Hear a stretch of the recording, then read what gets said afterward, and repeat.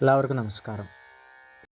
ഇന്നത്തെ ശുഭചിന്ത സ്വന്തം വൈകാരികതയുടെയും അനുഭവങ്ങളുടെയും പ്രതലത്തിൽ നിന്നാണ് എല്ലാവരും തങ്ങളുടെ ആകാശം മെനയുന്നത്. അത് മറ്റുള്ളവർക്ക് അപ്രധാനവും അസംബന്ധവുമായി തോന്നിയേക്കാം. അപരൻ്റെ ആകാശങ്ങളെ തിരിച്ചറിയാനും അവർ കൊണ്ടു നടക്കുന്ന അതേ തീക്ഷ്ണതയോടെ അവയെ സമീപിക്കാനും കഴിയണം.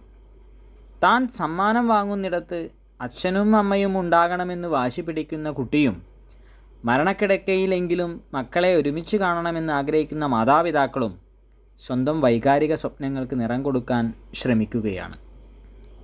സ്വയം നിർമ്മിക്കുന്ന ആകാശങ്ങളുടെയും അവയിൽ വിരിയുന്ന മഴവില്ലുകളുടെയും മനോഹര ലോകത്താണ് ഓരോരുത്തരും തങ്ങളുടെ ജീവിതം കെട്ടിപ്പടുക്കുന്നത്. എല്ലാവർക്കും നന്മകളുണ്ടാകട്ടെ. എല്ലാവർക്കും ജീവിത വിജയം ഉണ്ടാകട്ടെ. നന്ദി, നമസ്കാരം.